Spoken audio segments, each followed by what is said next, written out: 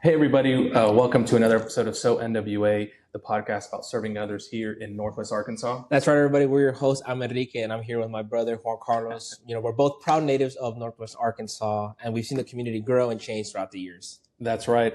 Each episode, we highlight the entrepreneurs, artists, and everyday people who make this area such a great place that we call home. And we talk about anything from real estate to local businesses to restaurants, hidden gems, and community stories. We cover it all. That's right, guys. But we're not just podcast hosts. We're actually local real estate agents, help people buy, sell, invest, or even just get connected here in the Northwest Arkansas area. So whether you're from here, you're new to the area, or you guys just love a good story, you're definitely in the right place. Yes, guys. And if you ever need any help in your real estate needs, whether you're buying, selling, or investing, or if you want any recommendations here in Northwest Arkansas, feel free to reach out to us. You can find us on Instagram at SO NWA Podcast, or you can email us at sonwapodcast@gmail.com. But yeah, let's get into today's episode. That's right, guys. So in today's episode, I personally think it's a good one, especially if you ever thought about doing a podcast or if you already have one and you're wanting to grow that podcast. Today, we're joined by Ana, a podcast strategist and producer who's actually been in the game for over a decade. She actually started her first podcast all the way back in 2008 while studying communications and journalism in Portugal, very far from here. And since then, she's worked across Portugal, London, and now here in the United States. She's the founder of the podcast space, where she helps entrepreneurs, especially those trying to make a real impact, launch and grow podcasts, and that actually connect, build trust, and drive business. She's worked with over 40 professionals directly and helped thousands more through her resources. Her whole focus is helping people avoid burnout, get clear on their message, and turn a podcast into something that actually moves the needle. So Ana, welcome to SO NWA. How are you today? I'm good, thank you. Thank you for having me. Yeah, I'm very excited to be here. Yes, we are. Anna, we've been talking for some time now since the Artcast. Artcast, yeah. Conference. Shout out to Ty and everyone that helped in it. That's how we met. And I won the book. Yes, you Yes, did. that Sponsor Magnet by Yes. Justin Moore. And I've yet to read it, but it's on the list. My goal this year was to read 4 books for the year. Mm-hmm. And if you know me, I haven't read a book probably since college. So that's my goal this year. And I'm on my second book now. So a book every quarter. Correct. A book every quarter. Yeah. Okay. Yeah. So, but yeah, we've been talking and we're really happy to have you here. And we're really excited for to hear your story and what you do as well. So welcome. Yes. Thank you. Yeah. Absolutely. We're super excited. All right, Ana, some rapid fire questions for you. You ready? All right. Coffee or tea? Coffee. Coffee. Me too. Okay. Hot or iced? Hot, always. Oh, yeah, I like that answer. This guy likes iced coffee. Iced coffee all day. Nah. See, I'm the same way. I think you got to drink it how it's intended to be drank. You brew it hot. I mean, why are you going to make it cold? Just me, though. Not as tasteful. I agree. Really? Okay. It's kind of a little more like bland when it's cold. So. Okay. Interesting. See, I'm telling Interesting. you. Okay. Morning person or night owl? In between after lunch. Okay. After lunch is cool. So I don't feel like I wake up super early, but also like I feel like sometimes I'm like an old lady who's like, it's 10:30 at night. I need to go and sleep. And go to sleep. Yeah, I'm the same way too. I think not like an old lady, but I think it depends on the day if it's more busy or not. Yeah. Portugal, London, or Texas/Arkansas. Where feels most like home for you? None of them truly feel like home. That's something that I feel like I don't know. Like there's parts of the US that I adore and I think are amazing. There were parts of London that I thought were incredible and things about back home that feel really good. So can't answer that. Okay. So there's not one place where you feel home most? No, because and this is something that I find that a lot of like immigrants resonate with is that every single time you move somewhere, if you lived a great life there, let's take it you wanted to move, you wanted to be there. Yeah.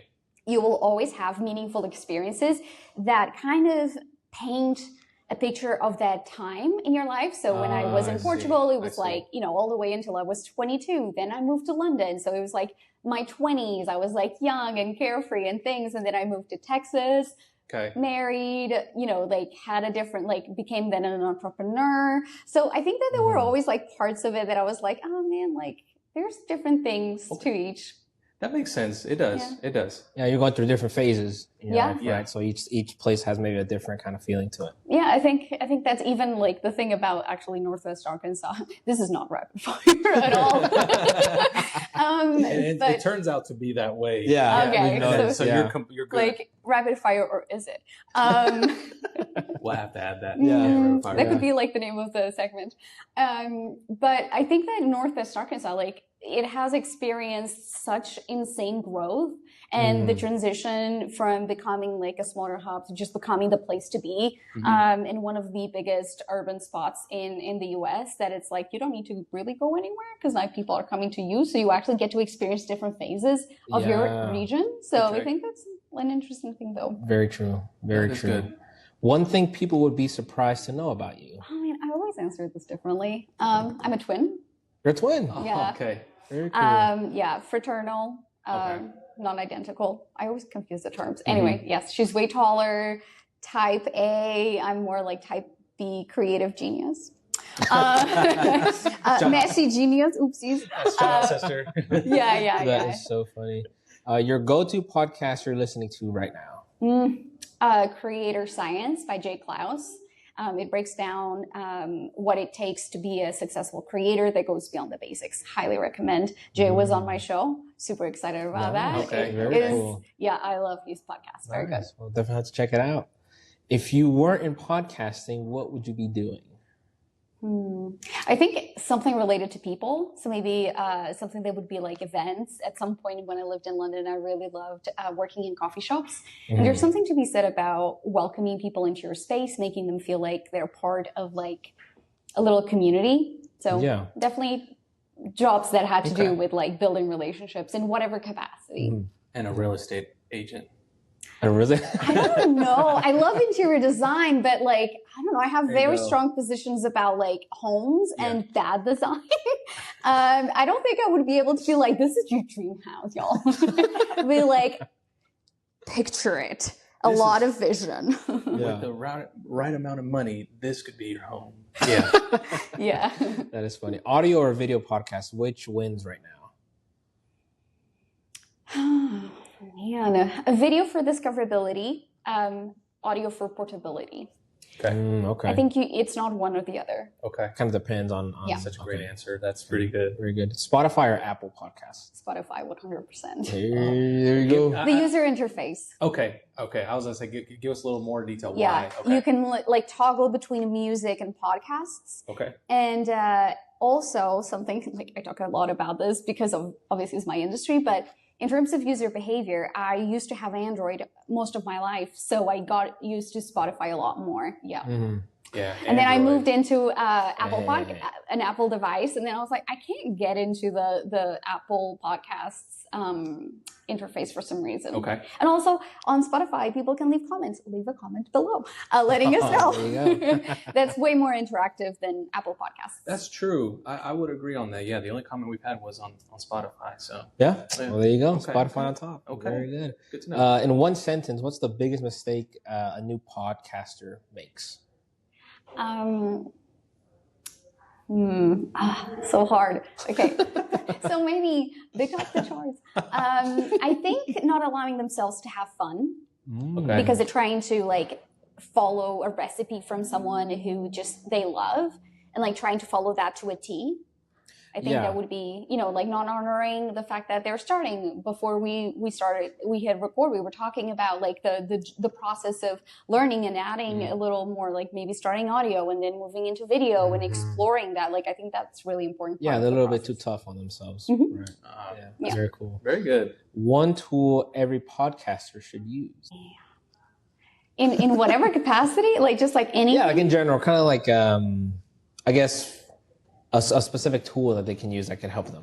Okay, I'm going to go against the grain and say a notebook of achievements. Oh, okay. So whether they have, a comment from someone, whether they finally interviewed their guest, they got a review, like a podcast is kind of something that you celebrate, you don't celebrate enough and is really important for continuity because it's like a marathon. So you need to be motivated along the way. So whether you receive an email, you receive, a comment from a peer, just put it all there because on those days where the downloads stagnate and all those things don't go your way, you can go back and read them. And I'm like, oh, so smart. I'm doing something good. Wow, that's really good. Very, very good. Gosh. Very good. And then final question, most underrated growth strategy in your opinion?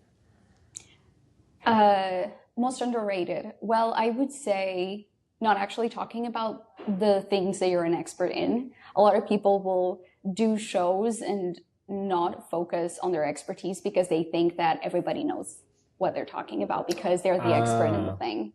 And so if you're trying to follow what everybody else's strategy is, which is, like being generic or being, having famous people on, you're actually missing out on what could be. And this is like specifically for people who use the show as a business tool.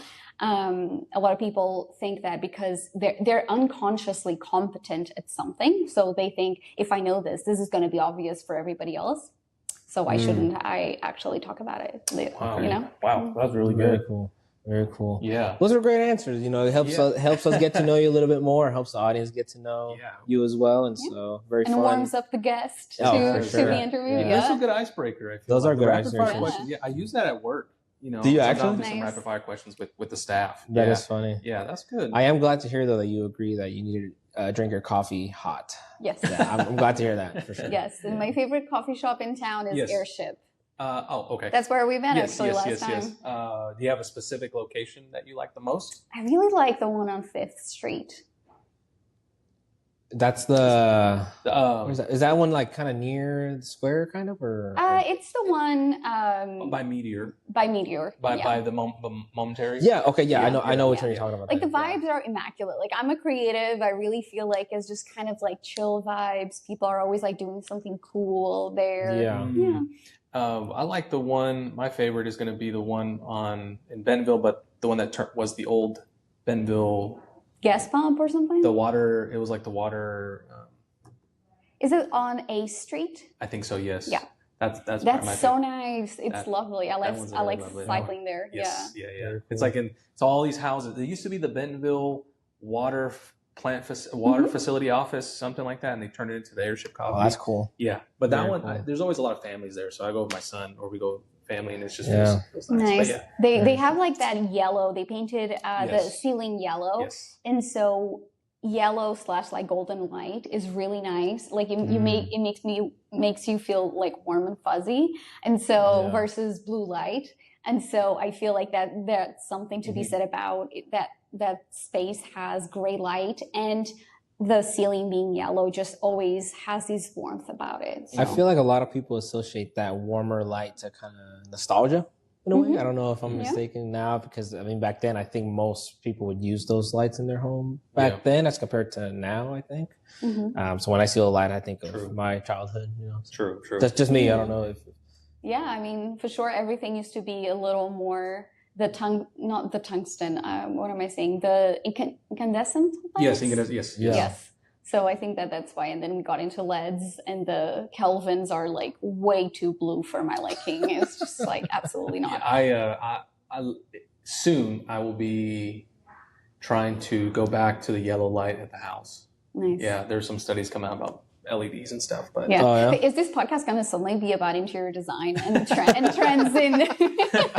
Because I would be talking about that every hour. Man, I guess we have to do another episode. Sure. Yeah, we'll have to have you on for that because I think you would. Sounds like you know a lot. I think it's always fascinating to just learn, especially like I worked in podcast studios and like how light and how a space becomes kind of your identity and how do you turn a space into something that gets recognized when people are scrolling on a feed or when people just, see your content and they're like, oh, wait, they put something on the shelf in the back. I can't really quite see it, right? And it can become a little bit of like Easter eggs kind of situation. Yeah. That's kind of cool. In this case, we have I forgot to clean the board. I don't know if it shows up or not, but I think it might. Hey, that's all right. It's not. There's nothing confidential on there. I think. I think we'll be okay. Yeah, no, not anything confidential. Just funny. I didn't even think about it. I did like the rest of the room, and I just forgot about. I'm sure our audience noticed that we're not in our usual setting. Yeah. No. I think this turned out really well. This is a great space. I like it very much here. It's very, very nice.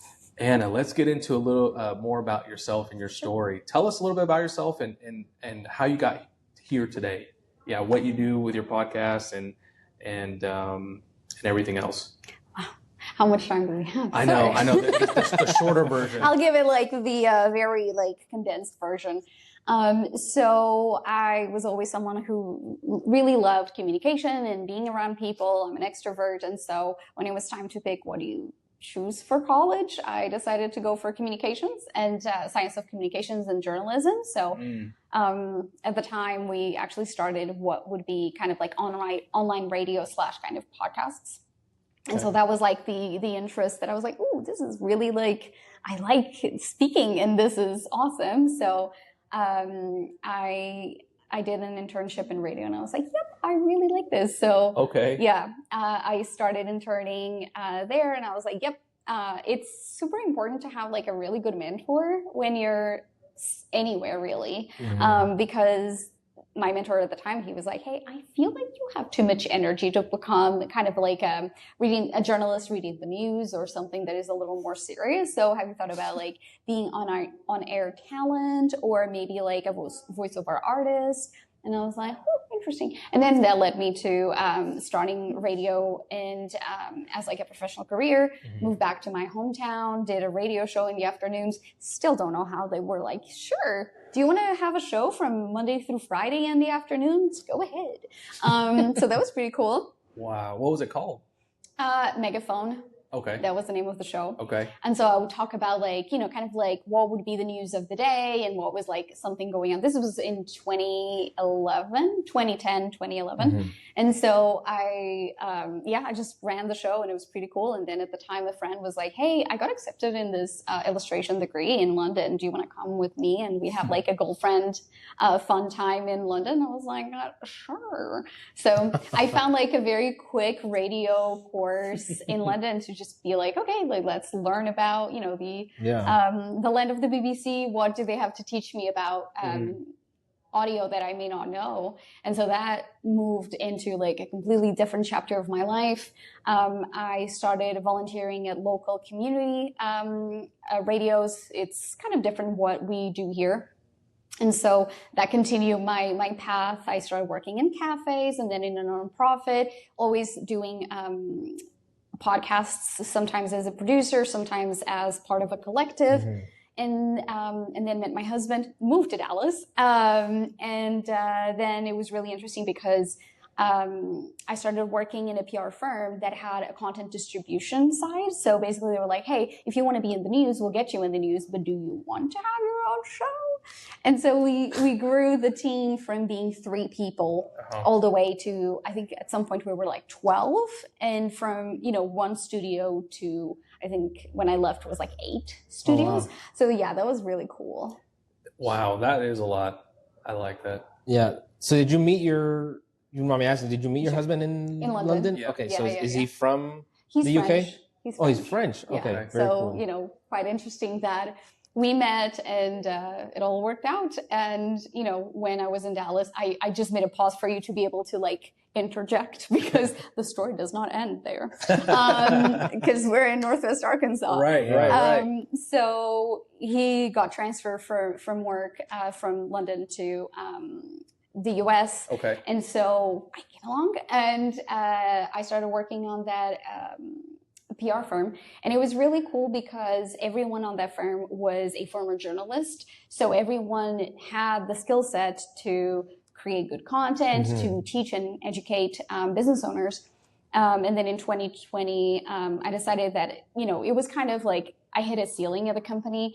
I wanted to focus more on educating people, helping them figure out how do you position your podcast as part of your business or as part of your vision, not just something you do, not just something conversations you have and then hope for the best, right? How do you position this in a way that feels really aligned with what your impact is? So that's why I launched the podcast space in 2020. Gosh, that is cool. Very good. Yeah. Oh, so your husband got a job in Dallas, and then how did you get? And then to Northwest Arkansas, they called him up and said, "Hey, we want you to come." To so he changed jobs while we were in Dallas. He started working for Walmart. Okay. Classic. Okay. And Very he common, was, very common. you may have heard a person or two say that. And he was hired as a remote worker, but then we were given the opportunity to come here, and we were like, you know what, let's give it a go. Okay. So I work remotely with podcasters. I have clients in the UK. I have clients in Mexico, Australia. At some point, I had clients in Sweden. So, all over the place. Cool. So I was like, I'll just continue running my business virtually anyway. Yes. Which is great. So yeah. And then we moved here. So I do, I follow you on Instagram, and folks, for the audience here, I would say you definitely travel quite a bit. Yes. Are we traveling very soon? Yeah. Yes. I'm going to Mexico City for about 2 weeks. I'm very excited. Wow. Yeah. Cool. You've been to Mexico City before? Yes. No. Okay. I've been there for vacation for a few times. I've told Enrique he needs to go check it out. And you haven't been, but I said I love Mexico City. My wife and I, we love Mexico City. Great food, great people, great time. So I'd love to hear your experience there. What would be a place you'd recommend for her to check out while she's out there? Yes. Give her some recommendations. That's a great. So when we went, we stayed in it's called La Zona Rosa, the Rose Zone, right? But what was really cool is our hotel was there, and then down the street, I mean, maybe not even 100 yards, was Ripley's Believe It or Not museum. No way. Down the street from that was a brewery. Behind it was a chocolate museum, like the block right behind it. So you just walk around the corner. There was a 7-Eleven there. It was on the other side of the street was a four-way stop, but each one is a coffee shop, a burger spot, taco spot. I mean, if you look it up, the Zona Rosa has like a kind of like the trendy young area, I guess. But I had a great time there. I mean, there's clubs and stuff on, it's a big old neighborhood, but we just had a great time there. We felt really comfortable there. So I would probably say that, besides the other tourist stuff that you can do there. But I just really enjoyed that area for sure. We went right back. Like, we would do our thing throughout the day, and we'd go back to that neighborhood and just be like, oh, what is here? Because we just found so much. There's just little stores, that mom and pop stores we bought gifts from, things like that. So that to me is like my favorite zone. And people are like, oh, that's, I wonder what people think. Yeah, when they're from down there, like, oh, Zona Rosa, I go there all the time. Yeah, but we love it. Yeah, we would go back to that hotel in a heartbeat for sure. It was just a Holiday Inn, but we had such a great time. And that Holiday Inn used to be it used to be like somebody's house, and they turned it into a hotel. It has this huge granite staircase in the front. Oh, wow. And then next to it was the U.S. consulate, I think. I could be wrong, but some consulate. But anyways, we just felt really cool there. Nice. I love it. Yeah. Very cool. Yeah, I think the walkability is something that I really miss about London, about Europe in general. And I think that's that's actually what I love about NWA, that you can just, in Bentonville, that's where I'm based, you can walk around, but Mexico City is just so mobile. You have public transport, you have tons of stuff. And as a seasoned traveler, I really like having that independence. I actually tip for the viewers and listeners.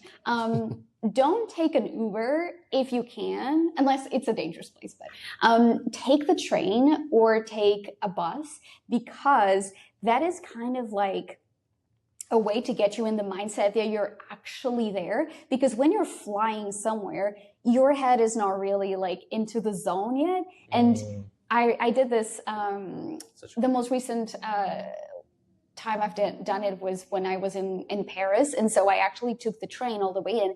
And it just like, you start seeing the landscape and you're like, oh, like this is different. The architecture is different. And so you will integrate a little easier because your brain has the time, if it's 20 minutes, 30 minutes, 40 minutes, to actually start taking it all in. And you start like, oh my gosh, like this is so cool. This is so cool. When you Uber, you're like on like a spaceship kind of situation. You're just like, I don't know, you're not actually taking it all in. You're kind of zoned out a little bit, right? Yeah. You're like, they'll arrive and then I'll check back in. Yes. Yeah. I think that's a great point. You're also paying attention when you're on the train or bus, because you're like, I don't want to miss my stop and then have a longer day or whatever. You're not on autopilot. Yeah, you're not. That's a very good point. Yeah, I'm not a seasoned traveler, so whenever me and my fiance went to Seattle, and it's a big city, right? Pretty walkable. So we walked a lot. but I was a little sketched out about the public transport. But that's probably because I don't have the experience yet. Yeah. And so I was like, no, maybe we should just walk there. Let's just walk there. So I was trying to avoid the trains and the buses as much as I could. Granted, a lot of times in U.S. cities, you do have to keep there. So that I understand. Yeah. But to your point, I think that's a great way, once we do start traveling more, to keep that in mind and make sure we actually connect to where we're at, because we're there for a reason. Yeah, Not exactly. just for a reason. But Ana, you talk a lot about aligning the podcast with your business goals. In your opinion, what do you tell your clients, and how does that actually look like in practice? Yeah, so something that I do, I think it's important, is to think about the podcast not necessarily as like a side quest of your business. It's part of the ecosystem that you have set up. So you have, a website, you have social media, you have a newsletter, you have, your offline events. And the podcast should try to fit into either an impact that you want to have in the world. So for instance, for me, I started creating a lot of content initially right in 2020, before I started the podcast in 2023, about the content that I felt like wasn't talked enough about. So my expertise on this or that thing. And so I was like, the internet is a void, right? In a way, like, the space gets filled with whatever. So I thought, well, if I have the expertise about a topic, let me educate people on this thing, so that therefore they start associating me with that type of knowledge. Right. You can also fill a void in, for instance, I was guesting on a podcast the other day, and I was talking about how a podcast can be a great tool to warm up leads to then get discovery calls. So personally, I love educating. I feel very uncomfortable selling, even though I know that I can help people, and I know that once they work with me, they really see transformation. I think that it's just, when you're an educator, when you're a giver, it feels like it's like that emotional tug of war, I just want to help you, but also have to pay the bills.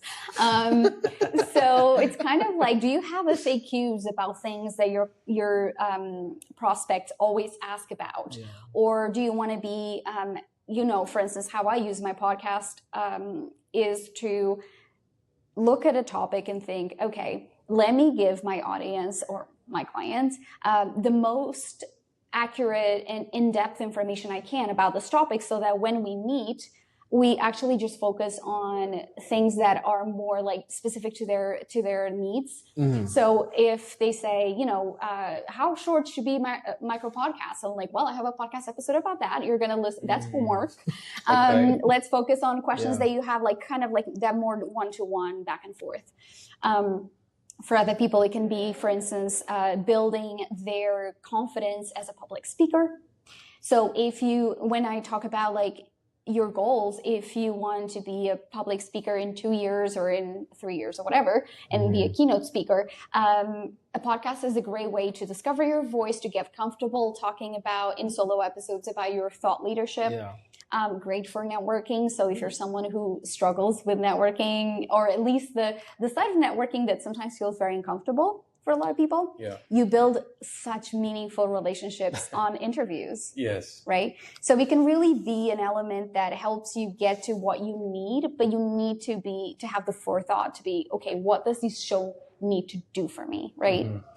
There's a few other things, but that's just some examples. And so when you look at that, you have to think about, what is my capacity, right? Can I do this long term? Do I need to do this temporarily or in seasons? Because, there's parts of my business that really kick off in specific times, so I can't keep it up. Yeah.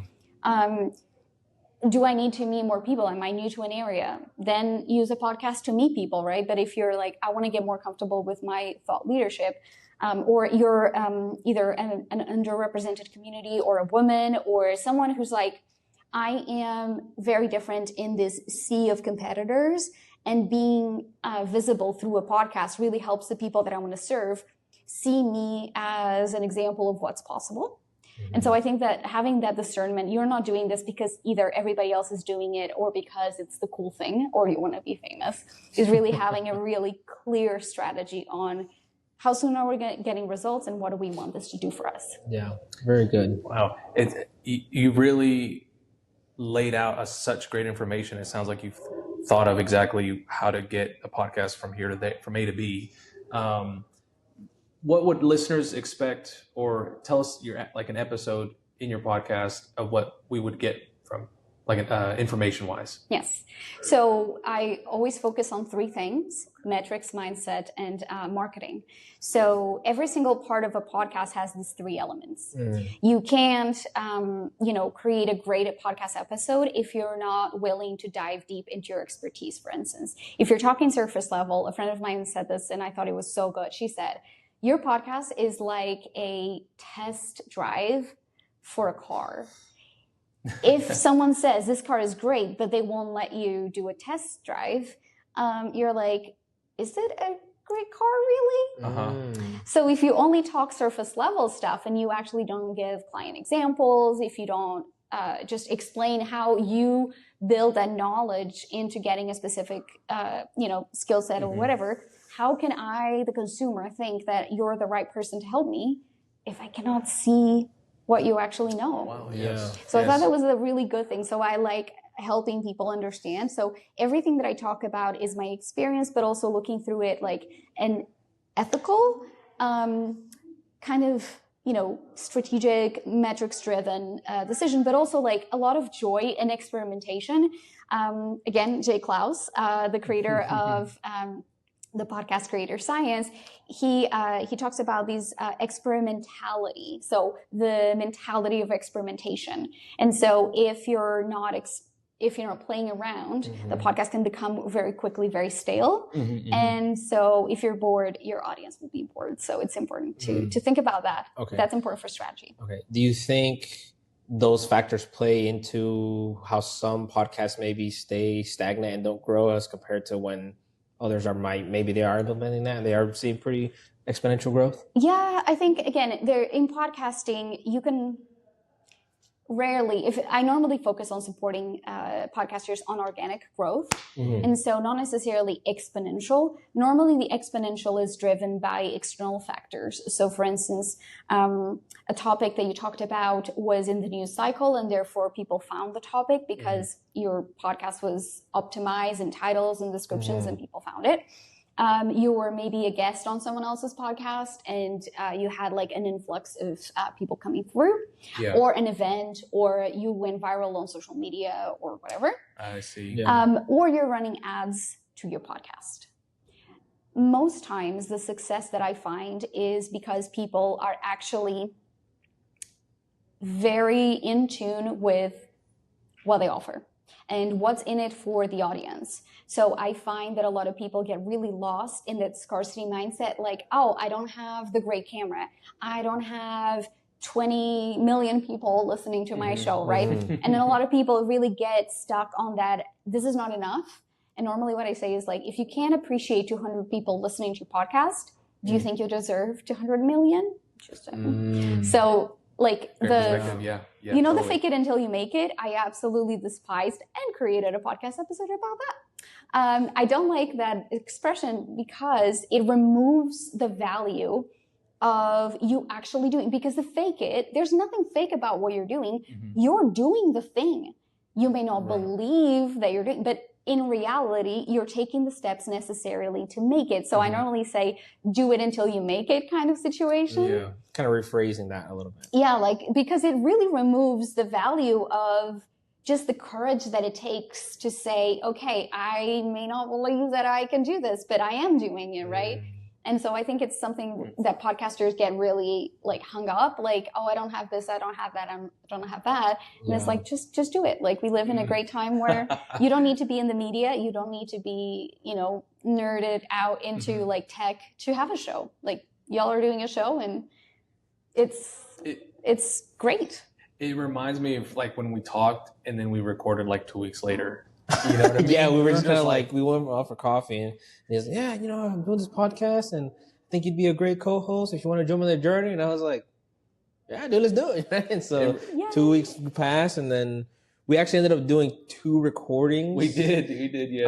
But so, our first to your point, just do it. I think there's value in making those mistakes, I guess, or going through the trials and tribulations of what you want to do. And even if you're not getting that growth right away, or maybe it's taking some time, who cares? You're putting yourself out there. That's more than somebody who wants to do it, but they're not. You know what I mean? Yes. In my opinion. Yeah, that's no, how I feel. I agree. I mean, it was such a, just referring back to that, I mean, it was such a, there's not many things I've done like that before. Like, you want to just do it? Let's do it. And especially something like this, to be on air. You're messing up. You're basically learning a skill publicly. Like, it's scary. Props to y'all for doing it. Appreciate that. Yeah. Enrique, great job, brother. You've done fantastic. No, I mean, I'm only here because you approched me the opportunity, right? So I'm grateful for it. So. We're doing it together. We're doing it together. I'm very happy. You have, one of the questions we had on here was what separates podcasts from staying small for the ones gaining real traction. And it sounds like being organic, being traditional or not traditional, being like true to what the topic is and all that. So I think that is very helpful. I guess being genuine, right? Yeah. Can I just make a side note on this? Yeah. When I talk to business owners, like, we all want to have the biggest possible impact, right? Mm-hmm. Correct. And when I think about like millions of downloads, think about the amount, in where we live, that may be the exception, but like for most people, think about how many people you actually know who are millionaires and billionaires. Mm-hmm. Like, do you personally know people? Like, maybe one person. Right, for most people, you don't know millionaires. And the numbers are not necessarily like that common. However, you can have an impact with your business. You don't need to be the highest grossing agent to make a living, to impact your community, spend the money you make back into the community, and have an impact in everyone around you. And I think that podcasting, people have that perception of like, I have to make millions to be impactful, when it's not true. Like, every single small business in the US serves a purpose. They have a community, and they have a niche of people who they're very equipped to serve. And I think that for podcasters, the first thing is understanding that, you do not need to have millions of downloads or have like exponential growth to be able to to be seen as the go-to person in an industry and to create the impact that you want. And I think that is really important to keep in mind. Very encouraging. Yeah, I agree with that. Yeah, an exercise I try and tell myself, for my real estate marketing is I look at, for example, let's say I upload a video and it got 1,000 views, right? To most people, they're like, 1,000 views is okay, whatever. But then I think in my head, okay, imagine if these 1,000 people are standing in front of you in a room. Like, if this room was filled with 1,000 people, how are you going to feel? They're all staring at you, listening to you. And it's attention that it's earned through time. Like, that's the thing. Like, you're with your family. You're, like, I'm going to be in Mexico City and my podcast is going to do the work for me. It's passive marketing. These people, when they like meet you, they know what your values are, what you stand for, what you're an expert in. And so what a great way to not have to be like people in the 50s that had to go door to door, right? Or put an ad on the newspaper or whatever. Like, we can use these tools that today are so amazing to help us reach all of these people. And to your point, 1,000 people, for most business owners, if you received 1,000 emails with 1,000 leads tomorrow, you would be freaking out. Oh, absolutely. You wouldn't have the bandwidth, right? So isn't it better that like every single week you're like two leads, 3 leads, 4 leads, right? That'd be a very busy day. I think it's all about perspective. I think it's super important to kind of, realign and think, okay, try and see how this is really going to impact me. And then from there, figure out how you want to grow, obviously, in your long-term plan. Right, exactly. Like, the goal is to consistently grow so you actually acclimate to the growth. Yeah, absolutely.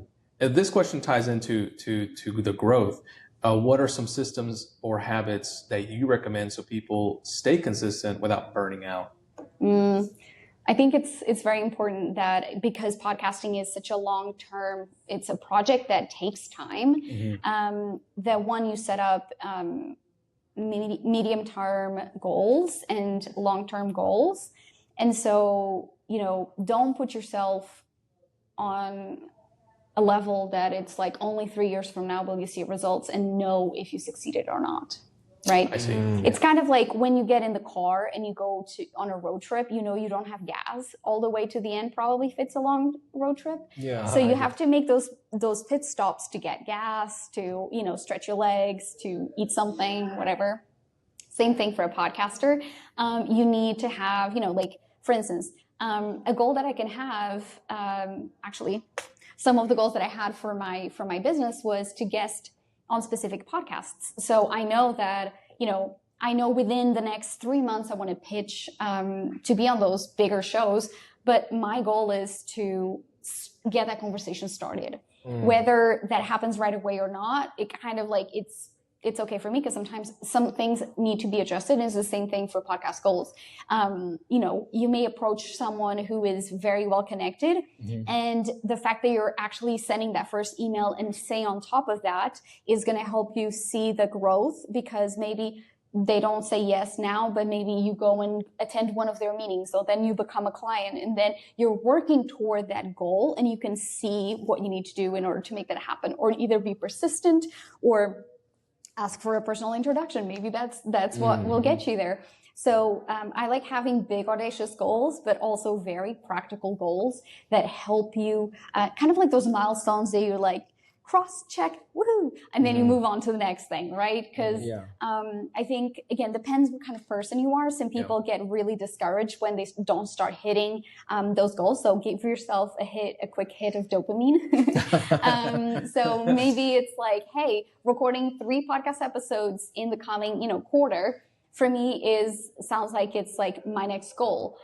So kind of like adjust accordingly. And I think that I've recorded, check. Like, it's not about,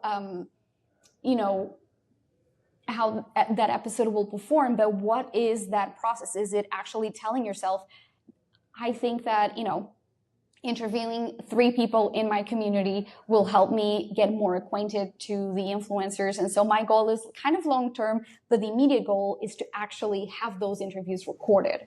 So break it down a little bit, if that makes sense. Yeah. It reminds me of what Mike Dooley says. Think of your 10-year plan and work backwards from there, right? You're doing these little goals throughout it that, of course, there are little goals you're going to feel, like you said, that dopamine rush, but it's going to lead you eventually to what you really want to do down the line. And it reminds me, too, of what YB said, that consistency is not a straight line. It can be up and down. Yeah, and it's okay to pivot, right? Like, I think that a lot of people are like, well, I started this podcast. I'm like, if your business goals or your life goals change, it's okay for the podcast to change too. Like, literally, it is your show. And to have agency in those decisions and not be bogged down, but like, oh, but I started it with, like, that's those stories that we tell ourselves. Yes. It's like, if this podcast is not filling a purpose in your life or your business, it's time to change it up, because otherwise you're going to resent the podcast. You're going to lose interest. Of course, don't pivot every 3 months, because it's like, okay, what's the promise of the show? Like, why am I listening? But I think it's important to keep it. Well, like major life events. I mean, for example, when Juan Carlos had his your son, right? We took some time off, because he had his life kind of altered in a big way. Yeah. I mean, you didn't just like take off the podcast and go like, it's me, guys, me. We actually did an episode in the what is it, like the hospital room? Imagine. Welcome to the new member of the podcast. But I mean, to your point, I think it's so important to not put that pressure on yourself, I agree. Just kind of work and figure out how it can fit into your life while still, doing the things you want to do. Great advice, even for us, a really good refresher, I think. We were talking about that even before we recorded too. Yeah, that's good. Yeah. And so, you're talking about goals, and I think this is a great question to kind of tie it in. What are you kind of focused on right now, and what's keeping you excited at this current stage that you're in? So I'm very excited because I'm going to be traveling. This ties in so nicely, though. It's like we planned it. We didn't, but so I'm going to be traveling. And so as someone who has worked in the podcast industry, since 2008, through different levels of, influence and all, like just running my own business since 2020, I realized that a lot of people want permission they need to see someone else do something, so they allow themselves permission, and they're like, oh, if they can do it, okay, it's okay for me to do it. That's really good. And so, because I'm traveling, I'm not hauling a studio with me, right? Like, my podcast is seasons. So actually, this is the second podcast I'm announcing it on without actually announcing it on my own feed, but okay. You heard it here first, folks. But I'm exclusive, guys. Exclusive. Yeah. Absolutely. But I'm going to be doing kind of like a hybrid, going back into that experimentality mindset, right? I'm going to do more on the go. I hate filming myself in public. Like, I despise that. But pushing myself outside of my comfort zone. And I'm not, I like being influential in the sense of like showing a different side of influence, like a positive, like how you can use your influence for good. But I am in no way, shape, or form an influencer. Like sometimes when I travel, I'm like, oh, you know, like I'm going to tell you about like how the podcasting scene is in this country or in this place, blah, blah, blah. But then people are like, oh, did you make it on the flight? I'm like, I forgot to tell you guys I made it on the flight, or I made it on the train. I'm like, oh my God, I'm the worst influencer ever, air quotes. So all to say, I'm going to be trying that more like a hybrid model, where it's kind of like I have like a mic like this, and I'm going to be talking about podcasting in more kind of like bite-sized format. So almost a little longer than what like a YouTube short or like an Instagram reel would be. So maybe like 5 minutes or whatever, or 8. So I'm going to take these concepts, these like very hyper specific questions that are about mindset, marketing, or metrics, and kind of talk about it a bit more. And so bridge that gap between social media and podcasting, and show people like, if you're traveling, stop being silly. Like you can book a studio to record podcast content, or you can do it on the go. And so what is value, right? Like if one thing is helpful, like why not do it? And if you're thinking about it, like the Gary Vee documented, don't create it. I'm going to really push the boundaries on that. That's very cool. Yeah, that's a good idea. That is a great idea. I can imagine you walking around Mexico City and with your microphone and giving advice while you have a corn from a street vendor or something, and just going in and know what you're talking about that day. See, I think that would be engaging, you know, and then you're bringing value. You know, that's very true. I would like to see that. Yeah. I'll be on the lookout. Yes. Keep it up. Oh, that is so funny. Ana, you know, we again, thank you so much for your time. Something that we love to do on this podcast is we love to give our guests the opportunity to give a shout out to their people in their corner, their team, whoever it is. So if you have a person, team, or any organization you love to give a shout out to, we'd love to give you that time now. Okay. Like local, or like can be anywhere? Anywhere, anyone. You know, I think that is like, I like to give a shout out, and this kind of ties in with, we're very lucky that in Northwest Arkansas, we have such a breadth and diversity of people from many different backgrounds. And a lot of times as entrepreneurs, we feel like maybe the place where we're at is not great for meeting the right people with the same values we have, or something like that.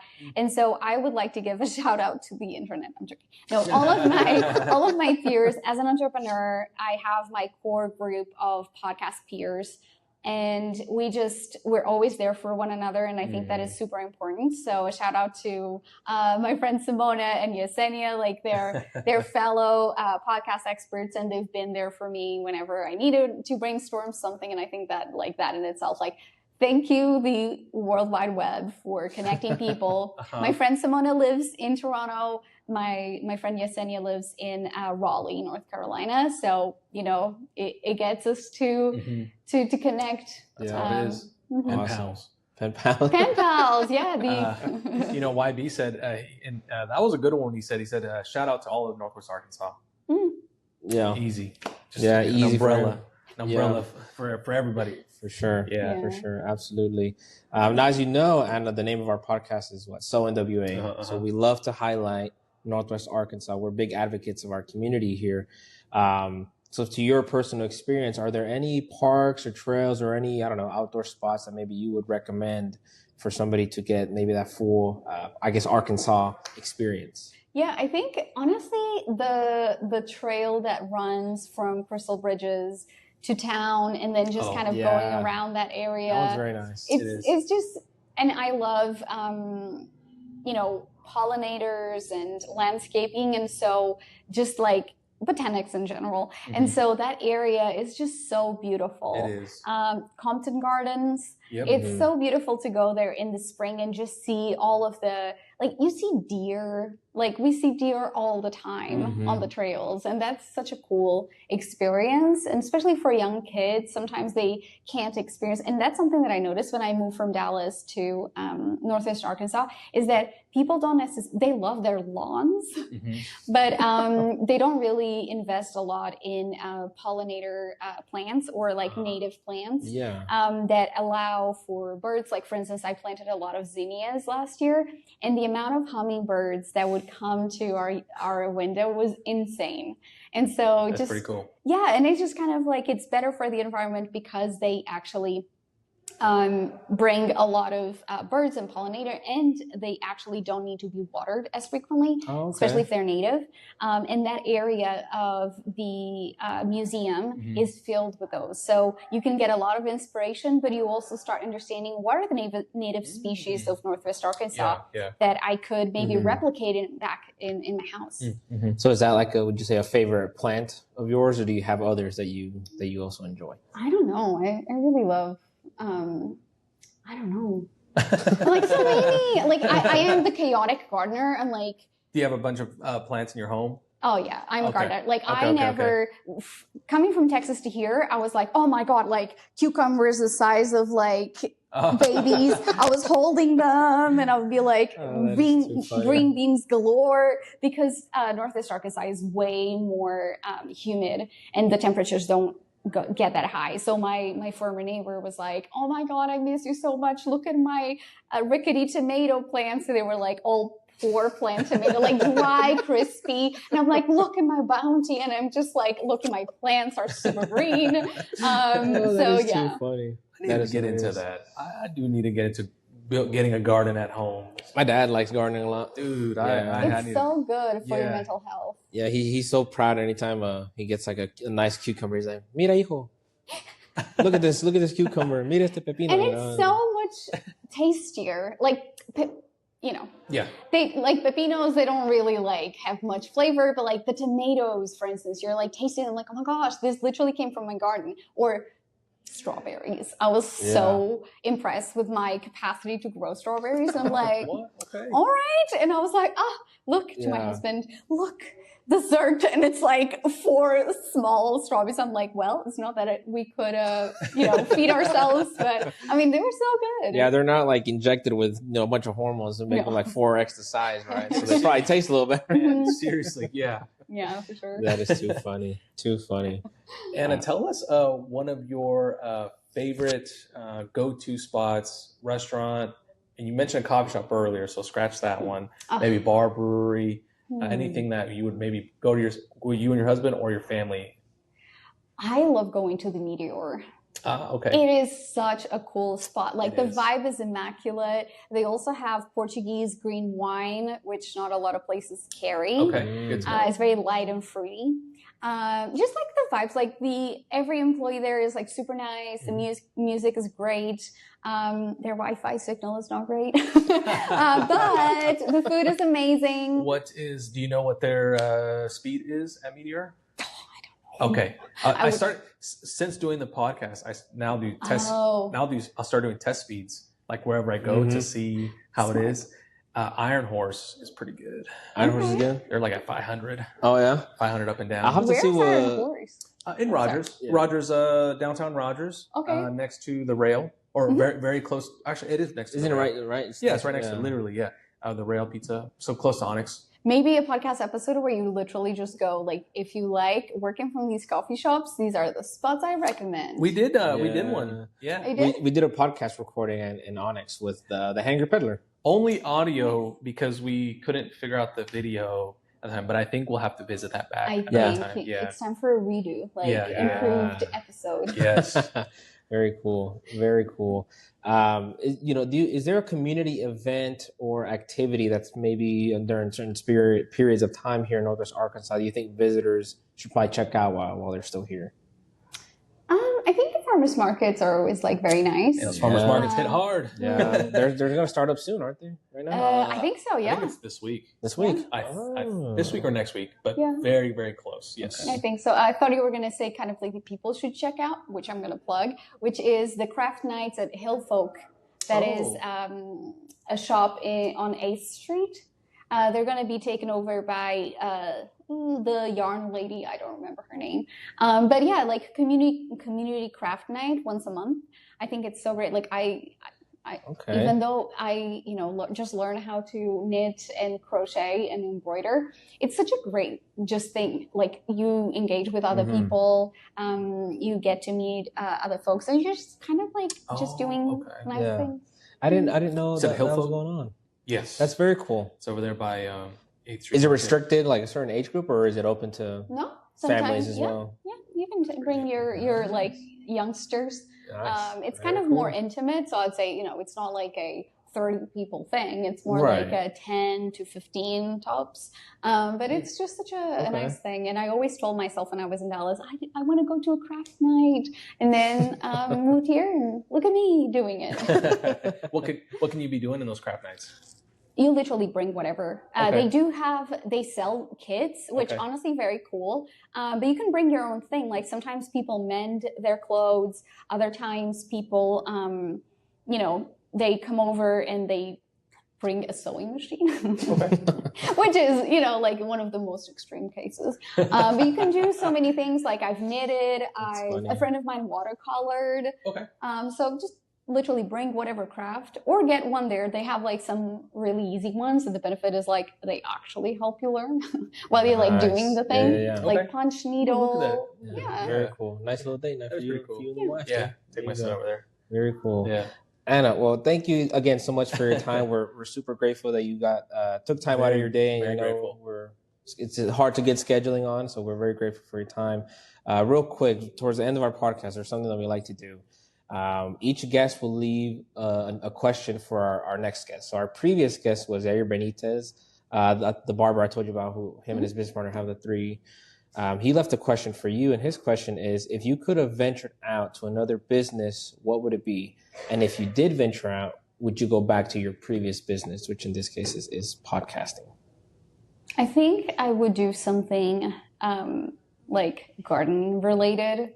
So kind of like teaching classes on how to grow food. I'm really big on sustainability, and I think community impact is huge. So teaching people how to grow food, how to care for their gardens, also, like how to build community like that would be something that I would do. Wow. And then the question from the so if let's say you did venture out into being doing that with gardening, would you find yourself going back to what you do now? I probably would be doing a hybrid. I would be like me talking in the backyard. I would mix the two. You're doing a podcast while you're gardening. Yes. Yeah, I would be like sounds of the garden, and maybe I'd be like putting my radio voice, and it'd be like, today is the day where your audience finds you. Hey, there you go, ASMR. Then you pick up your strawberries, and you're like, kind of like affirmations, you know what I mean? Affirmations from the garden. There we go. There you go. Cool. Very good. Very good. I think that is a great market here, and I'm not familiar with one. Yeah, maybe somebody needs to start that up. I don't know. Mm-hmm. Great idea right there. That is. Cool, Anna. Well, what question? Now it's your turn. Yeah, that's your question. Yes. Simple, big, complex, whatever. Ooh, I know. Okay. So, I want them to share with us what is one small thing that they do on an either daily or weekly basis to restore their faith in humanity, like locally. So what is something that they do for the community every single day to kind of like balance the scales of like doing good, you know what I mean? Okay. To restore their faith in humanity. Or in the community. Okay. Yeah, because humanity could be like, wow, that's a big question. Cool. That's a good question. That's a very good question. Very good. I think I know who our next guest is. So yeah? Okay. Exciting. It's pretty exciting. Wow. Awesome. Well, Anna, thank you so much for coming and joining us here and spending time with us. As Enrique said, I mean, we're honored and privileged. We always are when we have a guest, whenever they say yes to us, just to really take their time to join us and, share their thoughts and their story with us or with the audience too. So thank you very much for being here. And we'd love to continue to have you back and hear how everything is going in the podcast space. But is there anything that you'd like to promote before we wrap up? Feel free to. Yeah, I mean, I would recommend that they listen to the podcast at thepodcastspace.com/podcast. Yes. Because I think that if nothing else, you were talking about how the podcast, before we hit record, how the podcast sometimes feels like therapy. I think that a podcast can be a great self-discovery tool. Don't think about the impact for other people. Focus first on you. What is something like legacy? If you were to be gone tomorrow, what is something that is about your digital footprint that you would like people to find out about you, right? Or what is something that like the podcast could allow you to experiment or be creative with that you maybe don't allow yourself to do in any other facet of your life. So that's what I would really like people to do, to think about. That's pretty cool. Yeah. That's a great answer. Dropping gems. There you go.